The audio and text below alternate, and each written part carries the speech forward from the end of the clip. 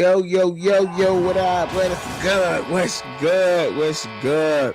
What's up with everybody, man? Welcome to the Fans Point of View Pod, man. I'm your host, Chuck and Chubby, man. I know what it is. This ain't your X's and O's. The coaches are pros. This is the Fans Point of View and what we know, man. What's up with everybody, man? Feeling good, man. Saturday afternoon. Tomorrow is Selection Sunday, and we got some draft shockers.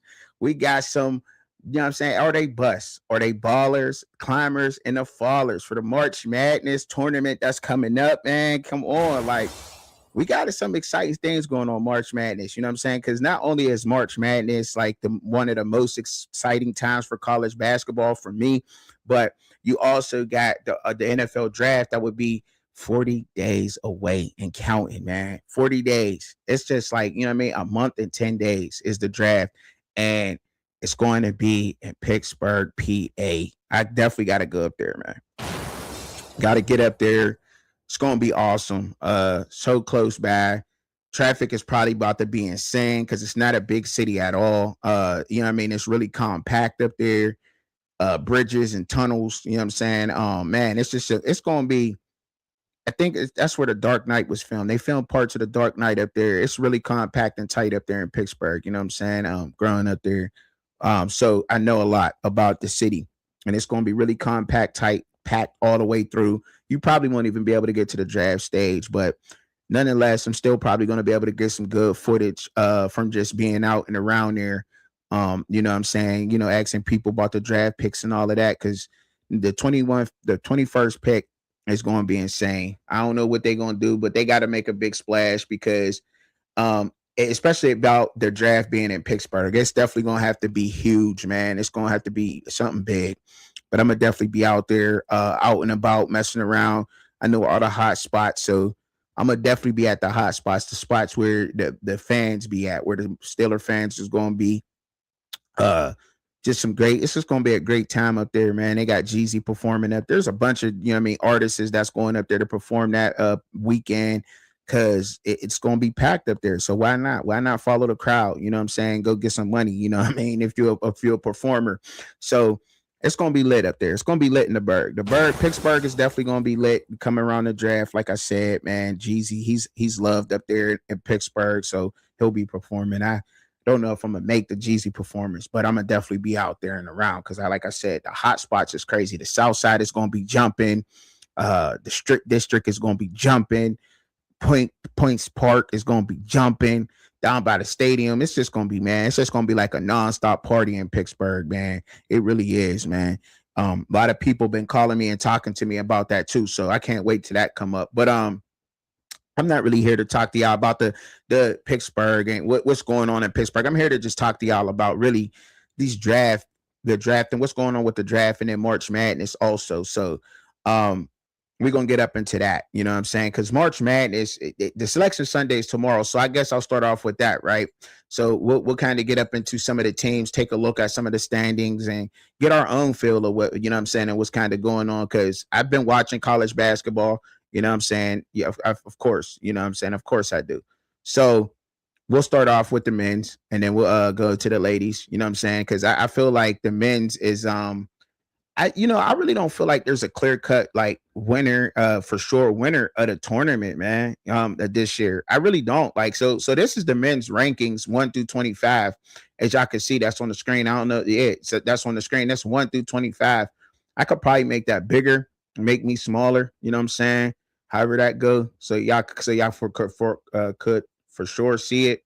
The rankings. Yeah, let me go ahead and make that bigger so y'all could see it. Let me go ahead and make that bigger and make myself smaller. Y'all can still hear me nonetheless, see me a little bit. But so yeah, this is the rankings, right? That's just, you know what I'm saying? It's just Google rankings. Ain't nothing super special. But if you've been following college basketball, then you've seen these squads perform at high levels. And you're probably wondering, why is the SEC team number one and they lost 4 games, right? Because they're really balling. Florida is really a problem, and there's really no undefeated. There's nobody undefeated on that side. If you're looking at Duke's home record, you know what I'm saying, you can see it right now that they're sitting at 17-0. But me personally, I really like Houston. I mean, Florida won it last year, so that'll be a huge favorite for a lot of people's cards, you know what I'm saying, for their tournament picks. Yeah, Houston definitely will be. But I like Houston. And that's who I'm going with. I'm going with Houston, yo. I like Houston, what they got going on. They point guards on point always, you know what I'm saying? And that's just how the tournament really goes. You know what I'm saying? Like some people like the guard play and the bigs, but I think it's the guards really. And that's just how it's always really set up to be to me. You gotta have the guard play because you can have bigs, especially on the men's side. You can have the bigs. I think a lot of teams got bigs, but if your guards aren't performing at a high level, especially when it comes to tournament play, your team won't advance. But I really like Houston sitting at number 2 to be the clear cut winner to take the whole tournament. Yeah, Houston for me. Florida, I think they got it, but I just think Houston might get the upset this year. I gotta go with the Big 12 and Houston getting it upset, man, because they're a little bit of the underdog too. Because like I hear a lot of people going with Duke. Heard some talk about even I didn't what it was like Tennessee, Alabama. I heard something about that. People talking about that, but really people saying that Houston can be beat. And I'm like, well, if that's the case, everybody could be beat. You know what I'm saying, in the tournament. So there's really no clear cut. Like I said, like you can't just defend with a definitive face on and say like this team is going to win hands down. Like it's not like that. And I mean, they're obviously the statistics are showing y'all, but in college basketball, it's been showing y'all that too. You know what I'm saying? Because like anybody can get it. Any one of these teams can get it. The transfer portal has helped tremendously with a lot of these teams. Don't sleep on Arkansas. You know what I'm saying? Don't sleep on Arkansas. They you know what I'm saying? If they slip up in there, bro, don't sleep on them because they can pull some games out. Michigan State, they sitting at number 7 right now, but you would probably say that they're probably the best in the Big Ten for sure. You know what I'm saying? I wouldn't be mad if somebody said that Michigan State was the best in the Big Ten. I mean, not only better at record, but just by balling. Who else? Who else I think that got a chance? Purdue's all right. I mean, they didn't fall all the way off the reservoir. They're not as good as they were a couple years ago. You know what I'm saying? They ain't got that 7 foot, you know what I'm saying, 7'5" monster. But I still think that they can, you know what I'm saying, pull some games out. And I still think that Purdue can advance in this tournament and give a lot of teams a run for their money straight up. Like I like the way that they look, you know what I'm saying, Purdue out there. Another team down on the list, like I said, Arkansas, they sitting at 20, but hopefully if they can squeak in, and we'll find out tomorrow. Probably not, but if they can squeak in there, bro, I think that's a dangerous team with 14 losses, bro. I really do. I like Arkansas, man. Like the way that they really play. That's head coaching too, though. You know what I'm saying? So, but the tournament, the selection Sunday is tomorrow, so we'll find out a lot more on, you know what I'm saying, the bracket as far as the brackets goes. And I can't wait to see it. But you know what I'm saying? If we want to move around a little bit and talk about some just other than the Power Four, St. John's is going crazy. They're going crazy too. I'm not gonna lie, they are looking good. St. John's is looking real good. Michigan's looking good. I like Michigan too. Because you could also like, but look, I still got Michigan State in the Big Ten. I'm not gonna lie, Michigan's looking good. They are, but I like Michigan State. I think they can get them, and they have gotten them. So that's up for grabs there. There's a lot of good teams, man, this year in March Madness. Like your bracket, and I like it to be like this because when you playing them brackets, like those first round games, the odds won't be all crazy like they normally are. You probably can get you a couple of bucks if you play the bracket the right way. If you make your first round picks, you know what I'm saying, your first game picks the right way for March Madness, you're probably going to get you a couple of bucks. The odds ain't going to be all, you know what I'm saying? So, because if you've been watching, there's some teams that obviously that first round, you know, I mean, the teams are going to win. But once you skip past that first round, it's going to be hard to tell who's going to be in advancing. So, yeah, so you're going to get you some money if you play your brackets the right way and you make the right picks. Now, I'm not going to make no pick. I'm not going to do that. The men's side is really tough for me. I think I want to play I'll play more of the women's side. But even on the women's side, I think that it's still going to be a tough out for anybody to pick, right? But just to be honest, though, like UConn is just looking crazy on the women's side. Like they're unstoppable, bro. They are. Speed, shooting, size. They're just unstoppable on the women's side. Like, I think if there's gonna be the top, I honestly don't think that nobody can beat them past number 3. Like, I could be bugging. I could be bugging. Now anything could happen in the tournament, but I like past number 3. I don't think nobody else. I don't think South Carolina could beat UConn. Nope. I don't think that could happen, and I don't think nobody out of number 3 on the women's side can beat UConn. I don't think so. I mean, I could be tripping. I could be tripping, like I said, y'all. But I'm telling you, from what I've seen, I don't think so. Because UCLA, obviously, you know what I'm saying, Lauren Betts, she's huge. She's a huge part of that too. But the guards have slept on. They're balling too, and they play good D. Texas, I like Texas too. I'm not gonna lie, I like Texas, man. Booker, she's a problem. She is a problem. Madison Booker, balling, she be hooping, bro. She be hooping, and she like the women's KD to me, bro. She be, you know what I'm saying? Her fade shot. I like her a whole lot. But I don't know if they could pull it off. And I mean, obviously my favorite is LSU, but on the women's side, LSU, but I just don't know, man, what I'm getting out of them, man. I just don't know. I don't know what I'm getting out of LSU and Kim Mulkney's team. I don't know. I just don't know what Kim Mulkney and LSU and that team is doing. Flau'jae, she's gonna get her points. But Kayla Williams shooting, I don't know. I just don't know. And they got Malaysia Fulwiley. Like, you know what I'm saying? They got her too, but she be coming off the bench, and I don't know what I'm gonna get out of that team. Like, they got the guard play, but they ain't got that rebounding they used to have with like Anisha Morrow. You know what I'm saying? That just went. I think she's in the. She played for the.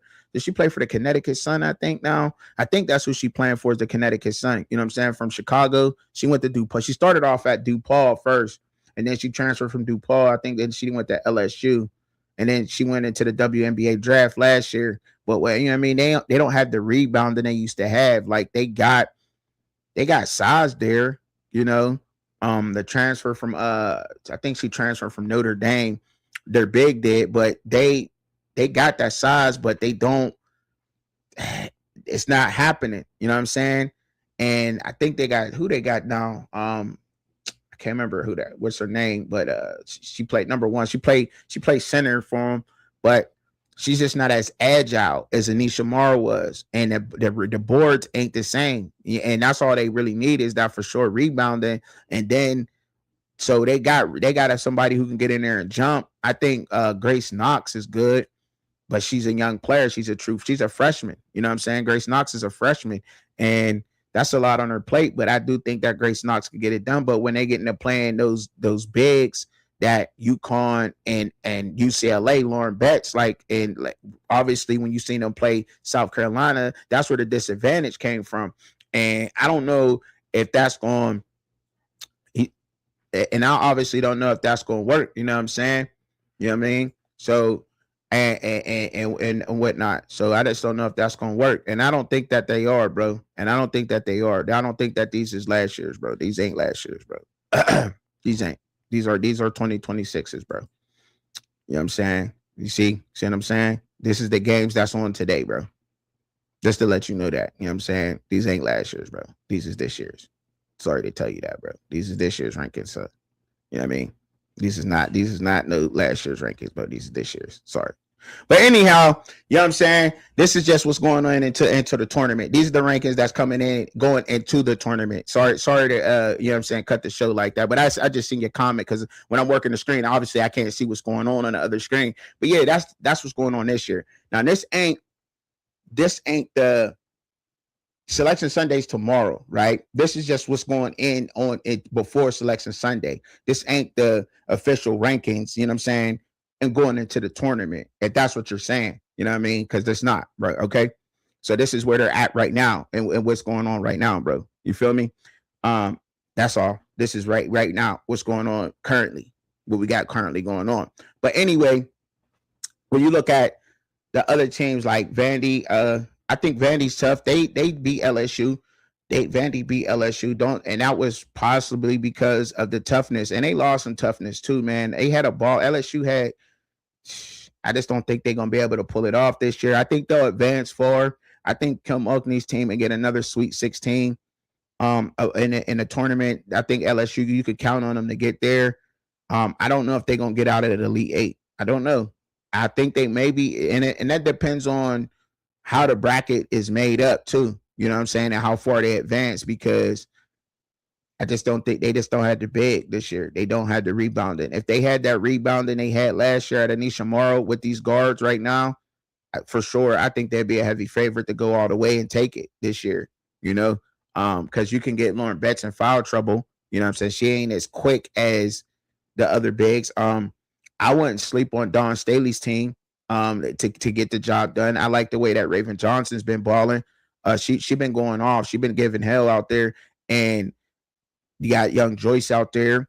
They definitely got some rebounding, and they got bigs that can challenge, but it's just simply like they got to get out ahead and stay out of foul trouble. And that's tough to do with a Dawn Staley led team, because you know Dawn Staley, she coaches those girls to play hard. You know what I'm saying? Those women to play hard, and that's what they do.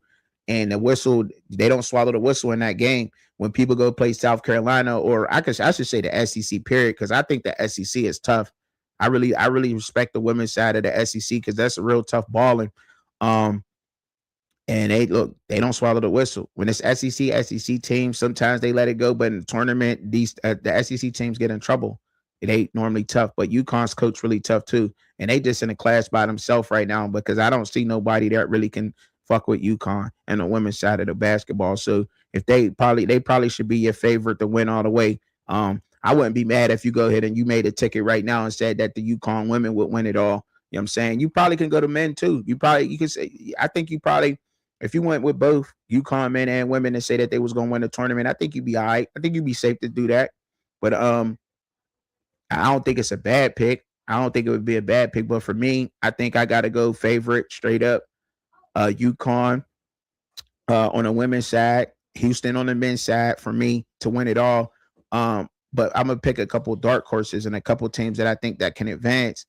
I like Michigan's women as a dark horse on the side to advance far in the tournament. I think that they should get to the Sweet 16. And on the men's side, I got to go. I don't know if they quite have a dark horse, because St. John's is they the top of their conference. You know what I'm saying? They not really a dark horse, but compared to the other men's teams, they're ranked down. So I guess I could go with St. John's and see what happens tomorrow at Selection Sunday, because we'll have to obviously make some more videos after Selection Sunday. But that's pretty much it for March Madness for me. You know what I'm saying? And because can't really do too much until Selection Sunday, and that's tomorrow. So I have to make another video, keep y'all informed on that part. All right. Moving on now, in the NFL. Now we get to talk some NFL ball and some of this draft stuff that's going on. Like, yo, the draft, what's killing me right now is that there's been a lot of people that are climbing the charts and are falling down in the charts. And what do I simply mean by that? Period, point blank. Jeremiah Love is the best college football player in the draft. I think ESPN got that right. I'm sharing it right now on your screen. I think they got that right. I can't argue with that. I think he's the number one player without a doubt. You can't. He performed well at the combine. He has great film. He has great film, great to elite film. What he's put on the film against teams, everybody. He performed very well at the combine, big numbers, and that matters. And in that case, it can help you. I get like the combine can hurt you, but I don't feel that way, y'all. And this is why I don't feel that way, that the combine can hurt you, right? I just think it gives the team an idea of what they're getting out of you. You know what I'm saying? I don't think it's going to make them not pay you your first round money or your second round money, you know, or your third round money. I don't think that that's stopping them there. I just think they know that's helping them know what they got to work on with at the next level. You know what I'm saying? And maybe it might affect a couple dollars, which is on, I mean, if you want to hide that, you can, but I don't think that is smart to do that. I think it hurts you to hide things more and leave question marks in places than it is actual somebody showing a coach what they're getting out of you and what they need to work on with. Now I get it. Ain't nobody track stars. Everybody talk about being a track star and you're not on a football field to run as fast as you can and be a track star. No, but being fast on the football field simply don't hurt. It don't hurt being faster in your position. It don't hurt being one of the fastest in your position. It damn sure ain't gonna hurt you. You know what I'm saying? And I don't think it'll hurt you not being one of it. And if you ran slower, if you got elite film in college football and you go to the combine and you're mid-tier runner, so what? That just says like, damn, I got a mid-tier runner who dominated college football. He's mid-tier speed, but he dominated college football. That counts for something. But it just lets the team know what they're getting out of you. Okay, he's not the fastest, but that's not going to say, okay, since he's not the fastest, I'm not going to give him a first-round contract. I don't think that that's happening. And I think that's where some agents get it wrong at, bro. And I get it. Like, you might have one of the most respected agents in the business, but still leaving that question mark, still, it don't help you. And now these GMs and these owners, I think, are now like, they're paying attention to that quarterback position, and pretty soon they're going to start looking at all positions like that. You know what I mean? They're going to start looking at all positions like that. The highest paid positions to me should be, and I think it's like that pretty much, is quarterback, left tackle, and the edge rusher, right? Those are very important positions. But I don't think it could hurt you, not performing. I think not performing and being prepared for some of the things will hurt you more. Like, I think Fernando Mendoza hurt himself. As anybody want to talk about him being as great as a guy that he is or whatever, I think he hurt himself not doing all the drills at the combine. You know what I'm saying? Going there for the interviews, showing up for the interviews, and he's probably going to throw at the pro day at Indiana, comfortable with his receivers. You know what I'm saying? Because some guys come out of breaks different. Everybody don't run a route the same way, right? You anticipate your guys running routes. He's been working with those guys all last year, all offseason last year. He knows exactly how they're coming out their breaks, how to time his throws and everything. To see you do that with a receiver that you never worked with and still be on task, that's impressive. That it is. It's impressive because everybody runs a route different. Not everybody runs the route the same way. So if a quarterback could be on time with a guy that he just met, that just ran routes for him that first day, and he's on time with him 3 out of the 4 times, I got something there in that quarterback, right? Because he can anticipate the throw really well. This receiver, you know what I'm saying, and them coming out of their breaks and how to put a ball wherever. That's impressive. It just is. I think it's more impressive doing it that way than it is somebody working with guys who they already have that chemistry with and they already know.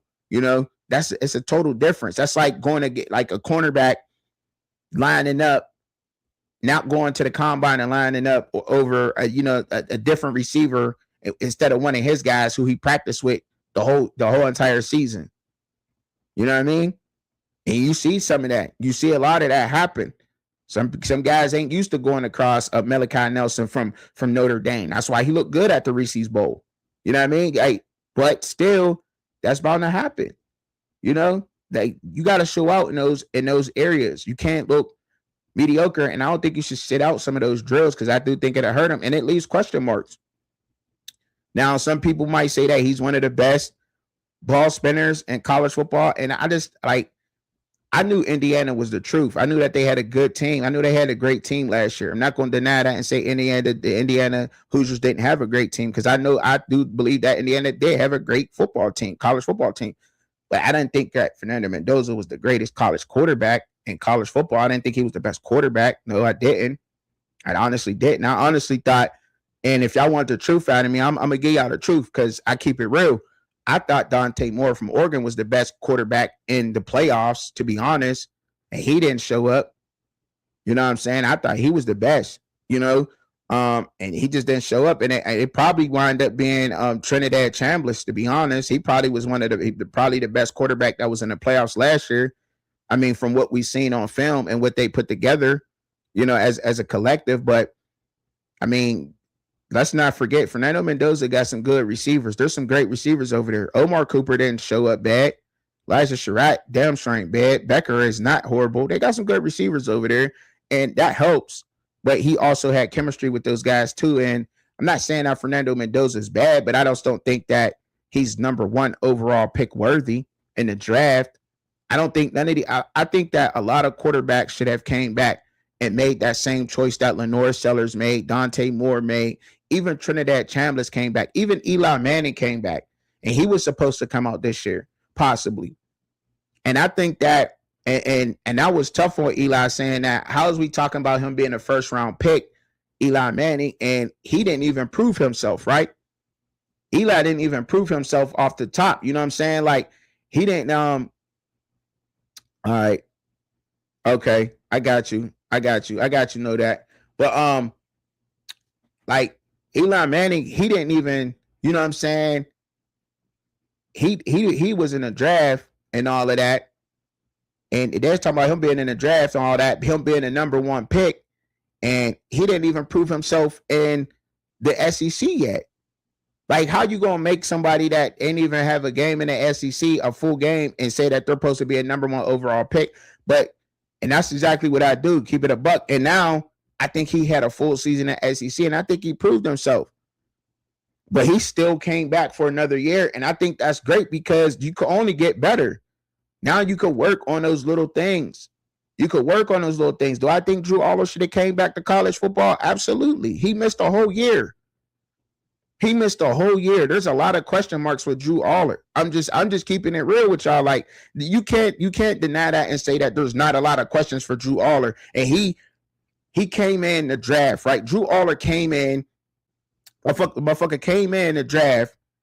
I mean, I'm seeing the season, played like 3-4 games, got hurt, and now he's supposed to be, you know what I'm saying, one of the top ball spinners because he got a good arm. Like, okay, that's cool, but how is he reading post snap? That's the most important thing. What do Drew Aller look like post snap? How you gonna get better post snap with your post snap reads, and you sit out damn near a whole college football season, and you had the whole season to prepare for the draft because you didn't play. And I remember I had it like, I think Drew Aller might have played like 3. I think he might have played like 4 games or something, 4 or 5 games. So that's a long season. That's 7 games, and afterwards, and then the off season, the couple of months you got to prepare for the combine. He didn't run. I don't think he left. He didn't run. He didn't jump. None of that. Like, you supposed to prepare for all of that. If you're going to get invited, I think you should have done all of that. In his case, I think he should have done that. And I think him not doing that, obviously, you're not one of the fastest, but let's see what you got. Let's see if you're athletic enough. You know what I'm saying? Like, I honestly, I would take Joe Fonano over Drew Aller, the quarterback from UConn that played for like 7-8 years that really nobody never talked about because nobody knew that he played for 8 years in college football because nobody cared because UConn didn't go to the playoffs. If UConn football team would have been in the college football playoffs, whooping everybody ass, then everybody would have been worried about it. But nobody was really worried about Joe Fonano having 7-8 years in college at the quarterback position and only getting better, you know what I mean, and putting up 3,000 yards in the way that he looked last year. I think he's a better quarterback than right now than Drew Aller. And if we're talking right now, Drew Aller got a long way to go. And the NFL, they're not going to train you. You have to train yourself. It's up to him to train himself. Up to him to get himself better. The development wasn't there in college. And there's a lot of questions because Penn State had a lot of NFL talent on that roster. That was supposed to be the number one team in the country. And I have to talk about that because I think we sleep over that. We just let that just kind of just coast over like it ain't a problem that Penn State was supposed to be the number one team in the country. And I think that a lot of people, analysts and professional analysts, I think they got that right when they did speak on that.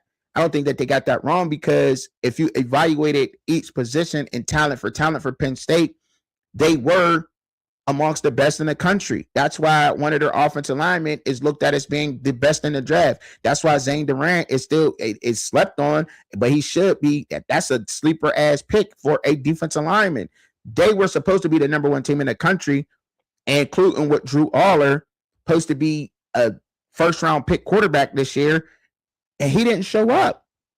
He did not show up in those first couple of games. He looked bad. Let's just call it what it is. And then he wound up getting injured. And we knew he can throw. We knew he had an arm, but there was a lot of questions. How was he going to read post snap? His footwork, did that improve? I think he showed that at the combine, but we can't judge him off of his post snap reads. He should have came back. But would it have been a problem with everybody? I don't think so, because we knew he only played 4 or 5 games. We seen that. Like, take a medical year. Everybody else is doing it. Take a medical year, Drew Aller. Come back, play lights out, show an improvement, and then go into the draft. You're a high pick. I don't think he should have came out. I think he hurt himself. I do. Especially him not going through everything, all the workouts and everything. I think he hurt himself, because he's going to be probably a 4th, 5th round pick. Yeah, I'm talking about it. Yeah, Drew Aller, y'all cannot sit here and say that. First of all, Tyler Warren bailed him out a bunch of times. Any Penn State fan will tell you that too. Any Penn State fan who's going to keep it real, that's just not guzzling the Penn State Kool-Aid or just gargling James Franklin's balls, or who at Penn State sat up in Happy Valley, they're going to keep it real with you and say that, yeah, we had a problem there. He looked good when Tyler Warren was there. Tyler Warren made him look phenomenal. Phenomenal. You hear me? But then last year was his prove-it year, and you didn't finish. You got injured. So now your medical's on the background. Your toughness is in question. And I still got things to question about your reads. There's too much to work on with him, man, to spend a 3rd-round pick on him, even though he got the prototypical size. I'm just sorry to say that, but that's just what it is. So I think he hurt himself. I think he's one of the fallers in a draft.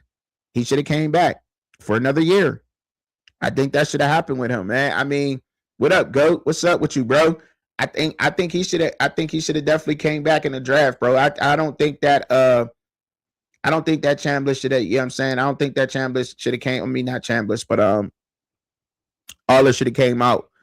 Ty Simpson, he's another one of those guys. I don't think Ty Simpson should have came out. But and here's why I think Ty Simpson shouldn't have came out, right? You had a great year in the SEC. I'm not going to lie about that. Top notch, but you didn't look good in the playoffs. You didn't look good in the playoffs. There was a lot of flaws inside of the playoffs that had question marks. There was a lot of question marks, and that's almost the same thing that happens with Kellen DeBoer's quarterbacks, right? Michael Penix looked great a whole year for Washington. He got in the playoffs, looked very mediocre. He's in the NFL as a starting quarterback right now for the Atlanta Falcons, but they're already trying to get a veteran in there because he hasn't really panned out in the NFL. So all I'm saying is Ty Simpson, great. They're saying he's a great ball sprinter, great anticipation. He made a lot of great throws. People was breaking him down. I think you could do that with anybody. You can go to anybody's film, pick out good plays where they're set their feet, they're doing all the great things, and then you can also go and nitpick the bad. But when it all comes down to it, as far as college experience games, that matters. That matters. He's not going back to the SEC, right? Now, granted, he played with a lot of elite, supposed to be the elite players, and that's not the truth no more. Why? Because the SEC didn't win the damn national championship for the last 3 years. So the most elite, best players is in the Big Ten. Do we agree? That's who's winning it. You know what I mean? Like, I mean, I'm not knocking the SEC. I'll always say that SEC and the Big Ten is right there with each other. Those are the best conferences in college football when it comes to the talent. There's no denying that, right? But where the hell was the SEC teams at? Every last one of them got knocked out, meaning that where was the talent at in the SEC? It just wasn't there last year. And if we're keeping it a buck, And with the transfer portal, it's only going to get more watered down. So you working on your talent has everything to do with why I don't think a Ty Simpson should have came out. Ty Simpson should have sat in his ass right there in college football for at least another year, proved himself doing the same thing, make a run in the playoffs, look better at the highest level against the best talent, and then come out the draft. There's no rush. Y'all's getting NIL money. But there is a lot of people out here who scream that, oh, are you too old to play? Man, fuck them. Fuck them people. Fuck those people. Fuck them, man. For real. Fuck them. They talk about, do you think their old asses would not be playing college football right now if they could? If they had the eligibility, and they're getting paid $4 million, $5 million for a season? You damn right they would. Y'all only in y'all 20s. Shit. Gilly's still out here playing NBA players for recreational time. He's still swapping threes and moving around good for a 50-year-old man. This your age ain't got shit to do with nothing, man. If you could play college football and get a check, go and get the damn check. Don't listen to these fools. If these younger players, if these young men out of high school got to go the JUCO route before they go to the NCAA, then do that. Because you just get extra time. It's not hurting nobody. You just got to go JUCO. You just got to go junior college, play for 2 years, get up, get bigger, get stronger, go into the NCAA, the D1 level as a freshman with already 2 years under your belt, start getting a check there. About time you get ready to go to the NFL because you still got 4 years eligibility in NCAA. So you can probably get you $8 million per year that year before you even get to the league. Or you could just say, fuck going to the NFL. Let me get my degree, start my business, and get my life rolling right when I'm out of college. Period. Let's talk about it. The way that it's set up now, there's no rush. There's no rush. There's no rush to get to the league. I don't care about the league being, you know what I'm saying, set up the way it is. They got to catch up with the times. And that's why I said the NFL, they got to start catching up. If I'm Jerry Jones or if I'm Rooney, Art Rooney, I'm trying to NIL somebody in college right now. I personally think I have an intuition and a crazy idea that I think the draft is going to wind up being obsolete in a couple of years anyway. Why do I say that? Because if you're an owner in NFL owner, I can pay a player that's right now in college, support them NIL wise, say, I want you to work on this scheme. I need you to hit this many benchmarks every quarter or whatever. And you're coming straight to my team and to my scheme. Fuck away with the draft. Fuck it. Fuck the combine. Y'all got to catch up. Things are going to change. We don't like change. No, we don't like change. We're afraid of it, but it's going to happen at some point. We don't see this coming. I said a couple years ago, contracts in college football was going to start happening. Mad people are talking about needing contracts. That's happening now. Like, you need contracts. They want 2-year contracts at least. Some stability to teams. Coaches not having to worry about headaches. Like, I mean, gotta catch up. But anyway, there's just no rush to move to the league no more. It's just not. Take your time. Get your education. Because NFL's not for long. Period. And one injury can end your whole career. So why not get a couple of $1 million now, get your degree. You can start your business while you in college now, because there's nothing against collecting while you in college. And you making millions throwing the thing that you love. Got your brand already when you get out of college. You moving into the real world, steps in above what everybody else is. But everybody want to worry about going to the NBA and the NFL. Fuck that. Fuck that. You could be set coming out of college. Gucci. Like, fuck it. I don't need the NFL. You know what I'm saying? Like, I don't need your fucking draft, Roger Goodell. Fuck that. I don't want to go to the fucking Arizona Cardinals. I want to go to the fucking Steelers. I want to go to fucking Green Bay. I want to go to here. I don't need the fucking draft. I'm making money. Shit, fuck it. You know what I mean? Like, Let's be real. Like I know I get to talking crazy. I know I get to talking crazy and I come up with some crazy ass shit to say, but like it is what it is though, man. You know what I'm saying? He said, like, I didn't even see my bad little bucket and all y'all. I didn't even see y'all out there. He said, I think Love gonna have a better season than Ashton Jeanty. I think so too, man. I think so. I think he might too. I think so too. You said, Chubby, that was an epic moment yesterday. Keep up the great work. I see the growth in your Facebook IQ, bro. I appreciate that, man. Appreciate that, Michael P. You said this is weakest QB draft and the best of Ty since it came out this year. I just don't think that this is a great. I just don't think this is a great quarterback draft. Like, I think a lot of these guys should just take their time because that's what we're seeing. And it's like, look, y'all, the quarterback play is getting worse. Do y'all agree or disagree with that? We see the quarterback play getting worse, y'all. We just see it in the NFL. Like, and I'm talking about we seeing guys who's been in the league for years barely getting $125 a game. Like, I mean, like Aaron Rodgers had a couple of 300-yard games, couple over 250, but then he had a couple games where he couldn't throw 150. We see Lamar Jackson doing it. You know what I'm saying? We see that shit every week in the NFL. I don't think, when's the last time, y'all, that y'all actually watched an NFL game and seen a quarterback throw for 100 or something yards? I think that had to have been like in the mid 90s, early 90s or some shit. Like, for real. And the running back ain't, like, come on. Like, normally the running back got 200 something, but 200 yards, but this shit is ridiculous. Like, you got elite receivers in the NFL. The 1% of some receivers that just do phenomenal shit, right? And these quarterbacks can't throw to these guys and can't have 300-yard games every week. That's insane. That's insane.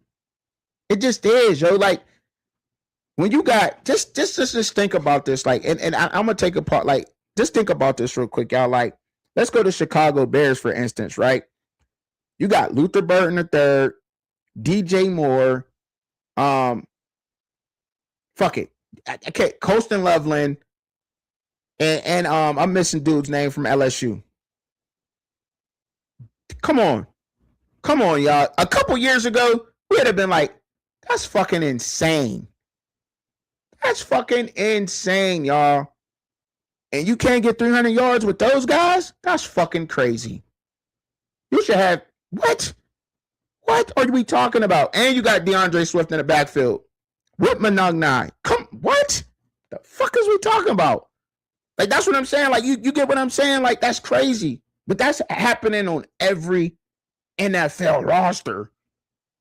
And these quarterbacks can't reach $150? The quarterback play is getting bad. It is, and it's showing film, statistically, and all that shit. It just is.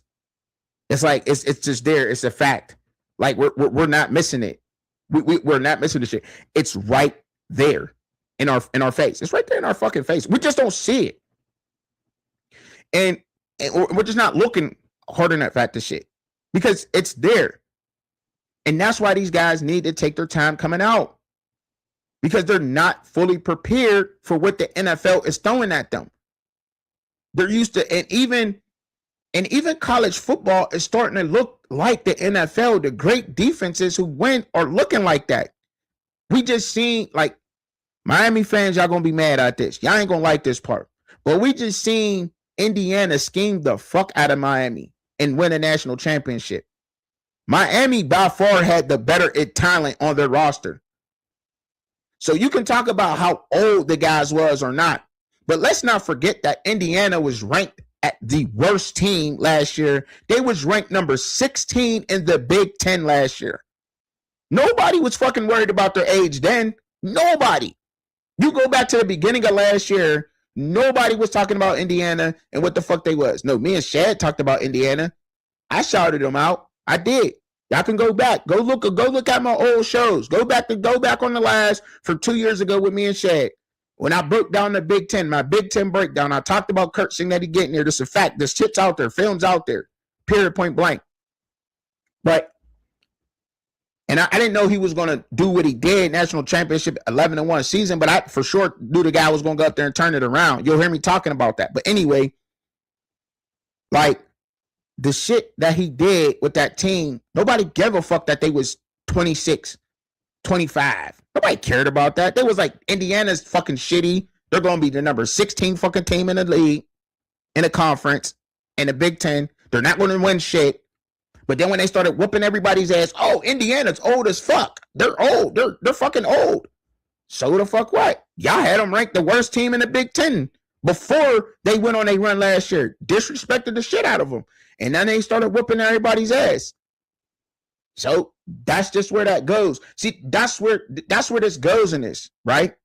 And there's nothing else that we could say about the shit. Like, what are we going to really say about the shit? There's nothing else you could say, right? But there's other older players out there. Nobody gives a fuck about their age because they ain't doing shit. Their team's not winning. So that's another excuse that we don't need to go with. But I don't even know how we got there. Anyway, we kind of got here because you said football IQ. I like that. Appreciate that, bro. Appreciate that. Like, and you have to know that you're looking at these guys. You look at these guys in these positions and what they're doing, and they just need to stay. Especially these quarterbacks, man. They don't know what they don't understand. The great defenses. Back to what I was talking about in college football.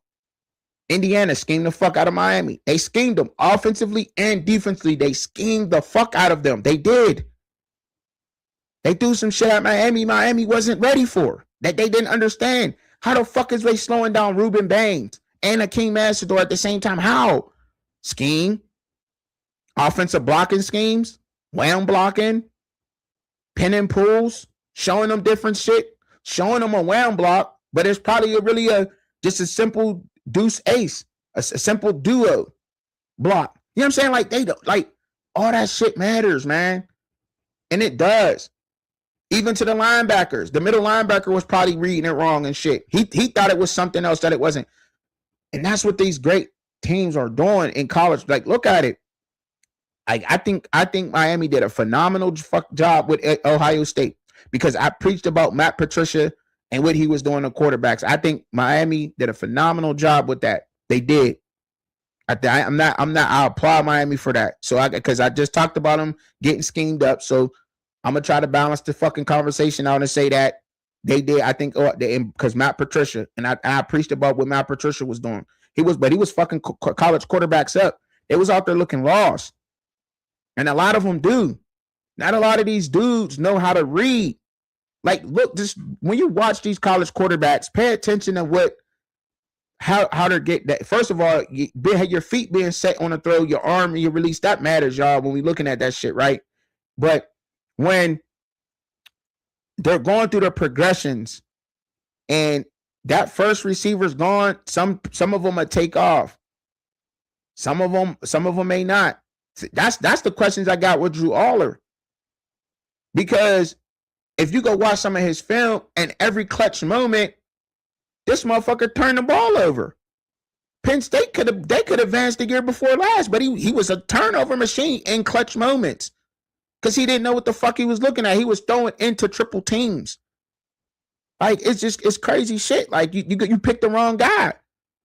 Even Caleb Klubnik, a lot of what Clemson suffered in the beginning of last year, was fucking Caleb Klubnik's fault. I don't care what nobody says. I'm just being real, talking about what they're putting on film. This is out there. This not me talking shit. This is them and what they put on film. Caleb Klubnik, he was supposed to be one of the best. He not using his backside, simply not just taking what the defense is giving him, fucking hurt Clemson in a major way. Trying to force the ball downfield. And I know Dabo was like, what the fuck? Pulling his hairs out like you got it right there. I mean, I don't know. But, it's there. But these guys are not coming into the league prepared, especially at the quarterback position. It's just not. And that's why I applaud guys like Lenore Sellers, Eli Manning, Trinidad Chambliss for going back to college and saying, I'm not ready for the NFL yet. There is little things with my game that I must fix. and become elite at in order to go to the next level and be prepared for it. And if you still need that development to go back to college and get that development, is great, because that's where you're going to get the development at. Once you go to the NFL, you on your own. You're on your own. You got to pay your own trainers. You got to get your own sessions. You got to do all that on your own. So when I see quarterbacks getting better in the NFL, you only got to give the guy props because you know that he's doing all that shit on his own. Nobody's telling him to get up at the 10 a.m. session, at the 6 a.m. session. Not even in college, a lot of those guys' sessions ain't, perform. But when you see guys that's putting in that effort at getting better, you got to applaud them, because a lot of that shit is on their own, man. But in college, you're supposed to be developed. And there's too many damn coaches on a college team nowadays for these guys not to be developed. And that's why you see teams like Indiana win. That's why we see these teams like, you know what I'm saying? That's why you see UCLA's going after Holy Cross's coach, because he won, because he know how to win with minimal talent and take minimal talent and turn them into something else, to a powerhouse. And it's just all off of coaching, because that's what happens, right? And you know what I'm saying? Like that's just what it is. These guys go into systems and they win. They just know what they're doing. Like they built James Madison up. Like I don't think that Kennesaw State's coach get enough credit. Came from North Carolina Central. He don't get enough fucking credit, man. He just don't. Like what he's been doing. He did it at North Carolina Central. Shout out HBCU. Shout out him. He did it there. Then he went to Kennesaw State and he's doing the same thing. Development matters in college, man.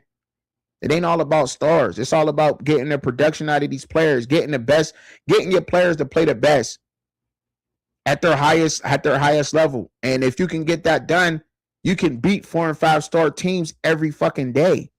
Every fucking day. Because they could just be shitbird. They could just be them guys that just shitty. They're shitty. Like shitty ass attitudes. Don't give a fuck. You know what I mean? Just want to go play football and just think because they are 4 and 5 star that they just entitled to whooping everybody's ass, but they're not working. They're getting outworked by the guy with 3 stars. That's usually what happens when they go to college football. He used to being the best. He go to college, recognize that everybody's as fast as him. Everybody is as agile as him. Some people are stronger. It's either make or break. It's just make or break in college. Or you gonna curl up, or you gonna go get better. You know what I'm saying? That's just what it is. And I just think it's like that. But damn, I got caught up on that. Then I really did, because I had a lot of shit to say about that, man. Like it's a position that I just think that a lot of guys are not ready for, man. Like that's why Cole Payton, I think Cole Payton might be a better quarterback than Drew Aller. He's damn sure, like, you know, him coming from North Dakota State, he's damn sure well more prepared than Drew Aller is. It's a damn shame, but it's the truth. He should have not came out. Drew Aller should have not came out. And I'll keep saying that to anybody. Garrett Nussmeier had a great season. I think he got all the tools to be great. I think he does. I think LSU had a fucked up season last year, and records hurt people in positions. I don't care what position you in. If your team ain't winning, it's going to hurt your draft stock. It just is. Period, point blank. If LSU wins the national championship, Garrett Nussmeier is the first. He's the first quarterback coming off at pick. He just is.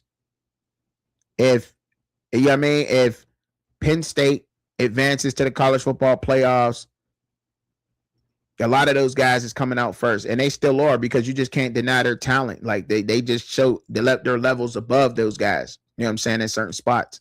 They got Jadarian Price at number 2. And even the running back position, it comes out so deep. And I don't think that a lot of these guys are underrated, how smart the running backs are coming out of college. It's been a deep position for the past couple years. I think what we confuse and what we say is disrespect towards the running backs, because they don't get paid, but they don't get paid the most. But running backs are being used getting a high usage rate now.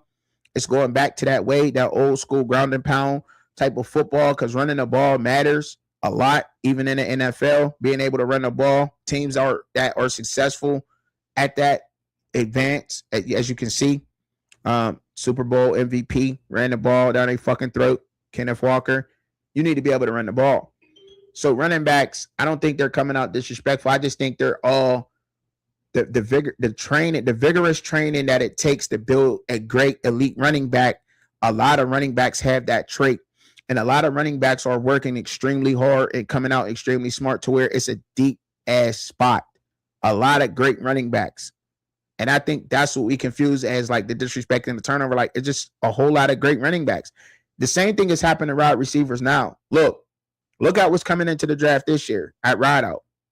You know what I'm saying? Like, the same thing's happening to wide receivers now. Like, wide receivers think they're going to keep getting these big ass checks like Jamar chasing them.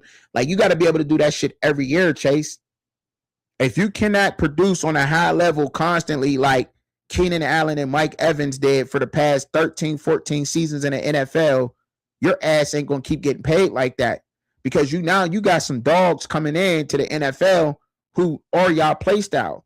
That's why I was kind of confused on my Steelers taking we just picked up a wide receiver, Michael Pittman Jr., and you got Michael Pittman Jr.'s in the draft, but by us going to go get a veteran, Denzel Boston, Jeremy Bernard, I don't think that that wide receiver is not a priority for us in the draft, right? That's all that says. But, those guys are out there. So Michael Pittman, you got your chance right now, motherfucker, but you better perform your ass off on the Steelers, because guess what, motherfucker? There's some young dudes that's coming up right now that's about to come in the league and light y'all ass on fire. There's some dogs. And cornerbacks on his way up. As we can see, DB is on his way up. Like, I mean, just look at the way that the draft goes, right? When you look at the combine, see, that's one thing the combine can tell us too, though, that I think we overlook at, is that when you look at the combine, right, and you see what's going on with the combine, how every couple of years, every position gets faster, bigger, and stronger. This year was a year that every position was bigger, faster, stronger, jumping higher. Like, what the fuck? Like, you got linebackers jumping out the roof. You got safeties running 4.2s and shit. Like, that means something. What does that mean? These motherfuckers is training way harder than what the guys in the league is right now. And these young bucks is, and these young bucks coming into the league is about to fuck the league up. These are the superstars coming in. A lot of the guys that's coming into this year's draft in the NFL is about to go into the NFL becoming superstars.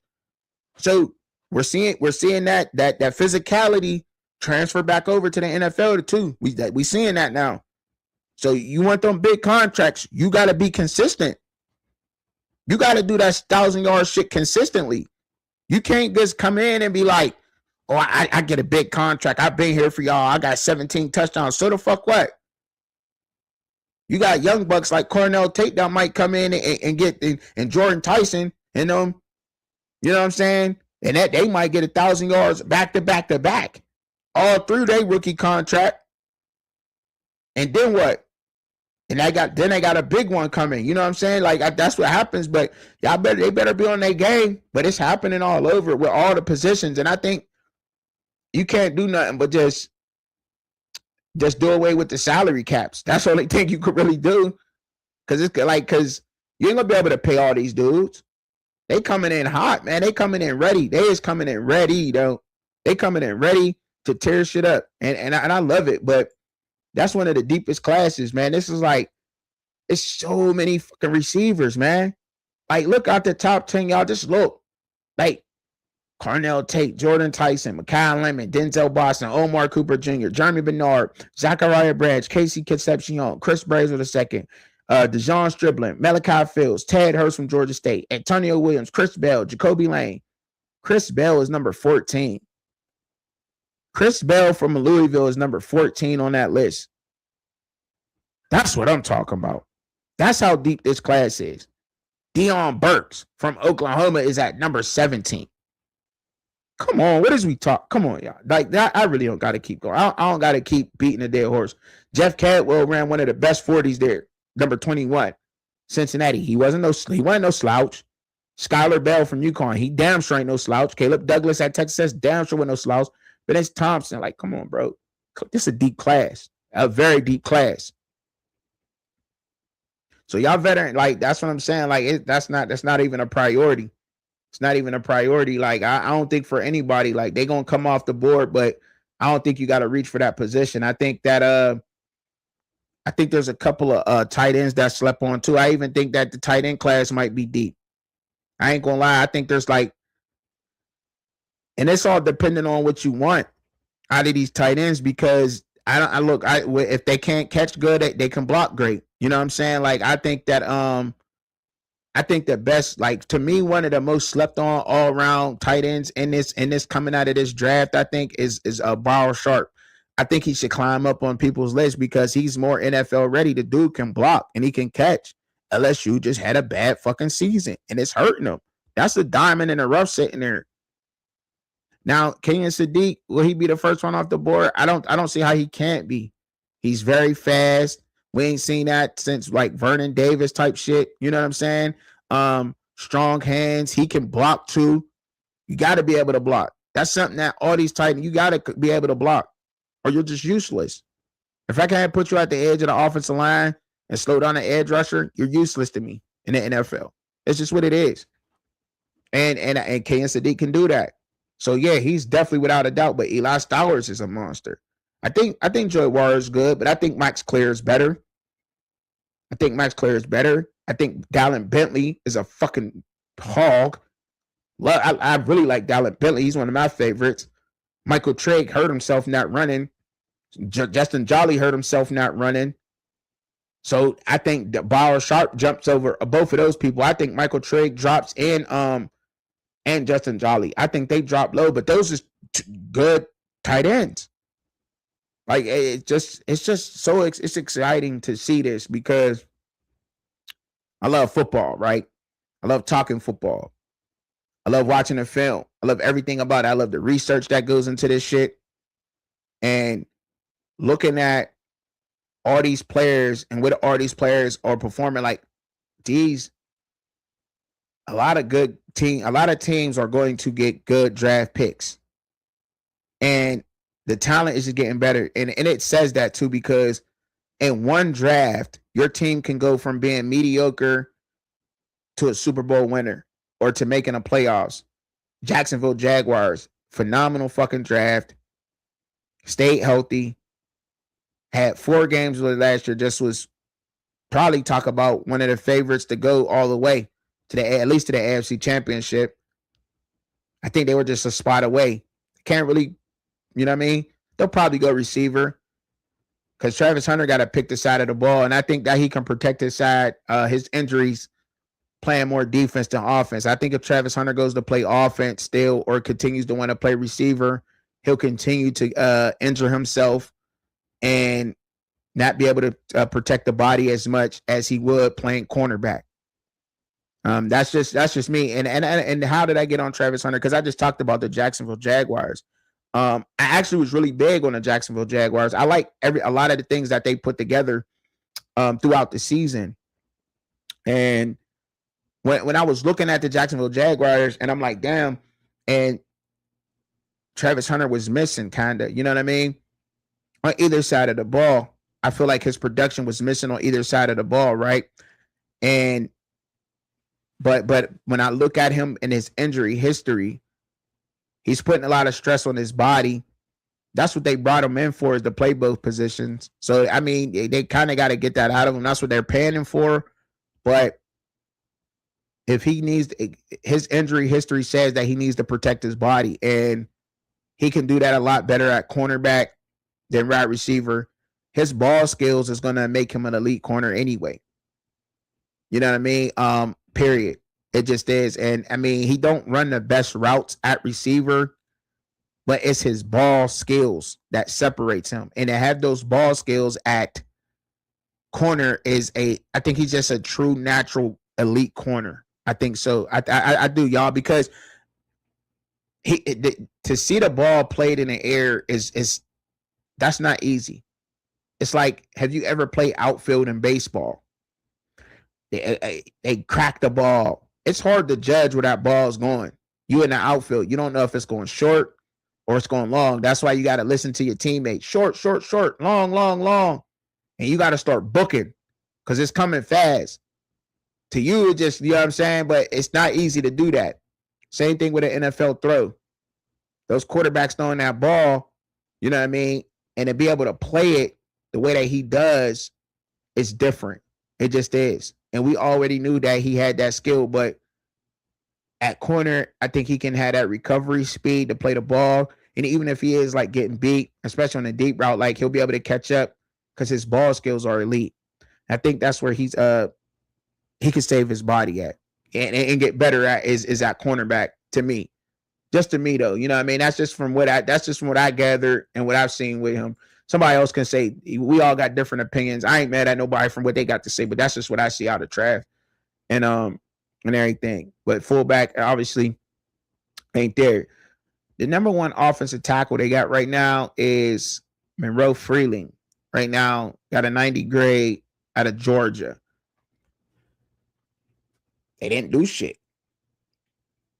Now, to me, like, this is a position that's really hard for me to evaluate. See, I got to get better with evaluating the offensive tackles because it's the most important. It's the offensive line is the most important part of football, but it's very hard to tell if they're good or not because if they get beat in certain areas, right? Now, is anybody worth a first round pick? I like what Francis did from Miami. But Monroe Freeling, like, he got beat a lot at Georgia. But his technique is there to be elite, though. And his size is, right? 6'7", big wingspan, 315 pounds. You know, it's there to be that, to be elite. And I think that's what they kind of going, like, well, obviously the film too, but it's something that I got to get better at reading because it's like, damn, like, it's just so hard to play that position. And it's really hard. And it's hard to evaluate, like, and I think that's why some people get it wrong because it is hard to evaluate. It is to me, it's hard to evaluate, and I'm trying to get better at that and trying to really like lock in and pay attention to that because like obviously they got my guy like look at Penn State guy Drew Shelton ranked low. He ain't supposed to be there. They got Kane Proctor above him. I think Kane Proctor hurt himself. I think so. I think he hurt himself. Because I don't think he had dominant film. I don't think Kane Proctor had dominant film. It seemed like he played when he wanted to. I know he can be great. Or you could just say like Kalen Proctor is a good offensive tackle that doesn't and when you got that high motor, do you check it? Do you say yes or no? I think you got to say no on Kane Proctor. He don't have a high motor. He don't. Excuse me. You got to say no that Kalen Proctor don't have a high motor. When you asked him, I mean, saying when you're asked about that with him, I think that's where you got to go. But Drew Shelton from Penn State was supposed to be one of the best offensive linemen in there, and I think so. I still think he still got a lot of the good qualities. I still do. But damn, they giving him an 80 because what Penn State went through. Damn. Sleeper pick. I think so, man. And especially the Miami guys, man. Mark Bell. Damn. Thought he did good too. I mean, they went. I don't know. Of course, they got pissed. Like, you can't deny that. Ione is a fucking monster. You can't deny that. He just can't. I think Keelan Rutledge from Georgia Tech, like being in a number 3 ranked, going off the board as a guard, to replace that's crazy. That's gonna be hard to do. But I like what I'm saying. At you know what I'm saying at the position. And I think guard is easier for me to evaluate than tackle. You know what I'm saying? It's just easier to play too, you know? And I still think that some of them tackles would still look better in the NFL playing guard than tackle because you got to be Jordan Seaton fast to be successful in the NFL. Trent Williams fast. Like, those guys got fast ass feet. They ain't slow. You got to be damn near tight end, you know what I mean? Damn near borderline tight end type speed to be in the NFL and be successful. Especially the way these edge rushers is fast. They coming there, they running what, 4.5, 4.6s. Like, that's hard as hell to block, bro. And I think that's why you need them long arms, because you just need to just be able to just push them out the way. Like, because you can't really stop that. You know what I'm saying? You know when a ball being snapped, but it's hard to judge that too. Hard to judge when the ball being snapped. And them edge rushers coming off the edge running 4.6s, 260 pounds, running a 4.6, 600, you know what I'm saying? 6'4, 6'3, 260, 270, running 4.5, 4.7s. Man, can you imagine by getting hit by a dude like that, bro? Like, I wouldn't even do that for content, bro. I wouldn't even do that for content. I would never sit out there. I mean, I would pace it. I would film it if somebody would do it. Just an average Joe person getting full equipment, go to an NFL practice and let an NFL defensive end, let's just say Myles Garrett, for example. You know what I mean? 6'3", 6'4", 260, 270, running a 4.5. Hit your ass going full speed. Hey, good.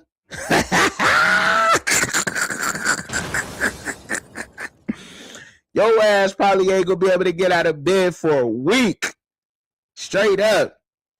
Like, that shit, that's no joke, bro. That's no joke. That is no joke. That's crazy. That's insane. That's insane. Like I couldn't imagine that. I couldn't imagine that from nobody. I just couldn't. But Caden McDonald, I think Peter Woods, I think he hurt himself. I think McDonald, but he got phenomenal film. Like, Peter Woods got, I mean, I had this conversation too. Like, I had this conversation too on the funny. Like, but if Peter Woods got, you know what I'm saying, an elite film, don't that help for something? I'm like, yeah, it do. It does. I can't knock and say that it don't, because it does. It does matter. The elite film that Peter Woods had put out there, but his last year wasn't that elite. And I knew Caleb Banks was going to jump up, but if you got the, like, Zane Durant still ranked number 10, which is fucking crazy to me. That's fucking crazy. That's crazy.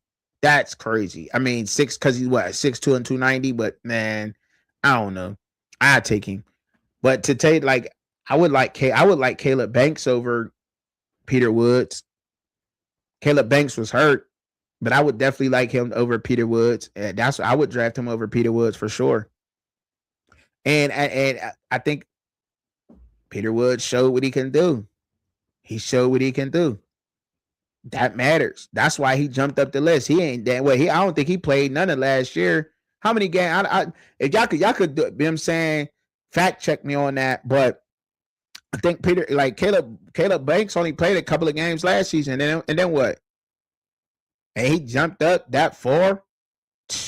Man, crazy. And that's why that shit can help you, and it can hurt you too. I think Sonny Styles helped himself. CJ Allen from Georgia, I still think he's a beast. I think this linebacker class is another deep class. I could be wrong with it, but I'm gonna go on the record and I'm gonna go out on a limb here, and I'm gonna tell y'all that how deep this linebacker class it really is, because I'm big on Jacob Rodriguez being at number 5. I think that he ran really good. I think a lot of people had questions about his speed. You can't question his football IQ. You cannot question his awareness on the football field. It's level. It's above a lot of these other guys. It just is. I'm just being honest. I'm gonna be honest about that. You don't win that Dick Buckus for no fucking reason. Now you could say that it was because he was in the damn Big 12 or whatever you want to say. Has nothing to do with that. The amount of interceptions, pass defended, forced fumbles, all that. That's heads up play. That's awareness. That's knowing but where to be and how to be there and when to be there. That's a lot. Very smart guy. Jake Goldie from Cincinnati, I think he's a beast. I think Dante Lawson from Alabama, I think he's solid. I think Justin Jefferson's solid, but I think that Kyle Lewis is a hybrid linebacker, a guy that you don't need a nickel. You can have 3 linebackers out there in a nickel defense. with Kyle Lewis being that nickel. If that makes sense. I know that sounds crazy to y'all, right? Y'all like, damn, Trucking, you bugging. No, I'm not bugging. Kyle Lewis can play the pass as probably better than a lot of linebackers above him on this list. I'm being honest. We seen glimpses of it in at the Senior Bowl, but had you watched Pitt and you go back and watch his film, like he really can guard. He really can guard like a corner, and hits like he's a linebacker. He's really corner size. I mean, if you look at his stats, I mean his overall, like he's what, 6 foot 220. That's a strong safety. Would y'all say that? Like, you know what I'm saying? Like, and he runs pretty damn well. I think he ran like 4.5. That's not bad. That's old type safety speed, right? You know what I'm saying? Like, he's that guy. Like, that's where I see him fitting at. You could fuck some offense up. Like, damn, we got an extra linebacker out here. We about to fuck him up. Like, nope. Kyle Lewis picked to the crib because he can cover, and he can do it amongst some of the best out here. Josiah Trotter from Missouri, think he good. I think Aiden Fisher being at number 12, that just says how deep the class is, because he hurt himself though, and that's why he's sitting there. I think if he runs, if he goes and works out like Jacob Rodriguez did and answers some of those questions, I think he jumps above that list. I think he's an extremely smart, and he's going to fit a great system well. He's a good system linebacker, middle linebacker. You get him in a system, he learns how to run that system. He's going to run it to perfection. He's going to do everything that you asked out of him, and he's going to do it at a high elite level. And that's why I like Aiden Fisher. Not because of his super attributes or anything, but you go look at his film, he has it. But it's only fair to be at number 12 right now, saying that he didn't do what he had to do at the combine. And that's why I say it can hurt you. Bryce Bachner being at 14, I think he's only there because he's just raw talent. Played lacrosse, didn't have that much college football experience, but when you play a sport like fucking lacrosse, bro, like you out there hitting as hard as football and not as much pad shelf as it is in a football field, right? Lacrosse is tough as shit. They out there hitting each other with them hard ass aluminum sticks. And they, you know what I'm saying? They ain't got all the pad shelf they do on football, but they out there cracking each other. You know what I'm saying? And they be hitting. Don't get it twisted. They be fucking people up on them lacrosse fields. It's a fun game to watch. It really is, especially when you get two rivalry games. They be out there fucking each other. I love it. I love watching lacrosse games. That should be lit to me. In person too. I like going to them. But Bryce Bachner, I think he's solid though, and that's why his fitting is that way. He fits like he's an angry man, and I like that about him. Dude, I think he's a sleeper in there. I like the Caleb Orr too from TCU. I think he was a sleeper too. I think he fit well too. But Owen Heineke from Oklahoma and Jack Kelly, two of my fucking favorites. They got Jack Kelly as an edge. He's going into the NFL as an edge, which is crazy. Because he's 6'2", 240. He can play all of that. Jack Kelly, what, hybrid, another TJ Watt type style motherfuckers. You know what I'm saying? Like, but Jack Kelly could play linebacker too. I don't know if he gonna have the better advantage at edge because he's extremely strong, but I like Owen Heineke too. But they got him guys at 50, gave him a 51 grade. I think it's a deep class though, but that's just me. I think it might be deeper. Could be me. I could be wrong. These are experts, but a lot of their rankings, dude, and they go through. It goes through a system. It don't go through a. They're not asking 150 NFL coaches. I mean, not, you know what I'm saying? They're not asking all 30-something NFL coaches or 60-something NFL coaches about their rankings. Their rankings and their grades is based off of what they've done and all, you know, statistics and shit. You know what I mean? That's all it is, computer rank shit. Like, it's not football film. It's not a bunch of that. It's not all of that stuff put in there. It's just, you know what I'm saying, simply with this. That's all. But look, man, I enjoy giving y'all this show, man, and coming up here and letting y'all know what's going on with the draft and some of the outlook that I think that's going on. I can't wait till the draft happens. We got 40 days. We're going to be counting down 39. You know what I'm saying? Tomorrow. Selection Sunday is tomorrow. Y'all got to be tuned in for that. Keep me updated on that too. Follow me on all my social medias. You know what I'm saying? You can holler at me on X. I'm definitely on X. Holler at, pick up on me in there. Because that's where we can get in and type in from that up on here. But Facebook, Instagram, TikTok, all that good shit. Make sure y'all lock in with your boy, man. I appreciate y'all. Pray for yourself. Pray for each other. Pray for me. Always a parent for y'all. Peace. Out of here.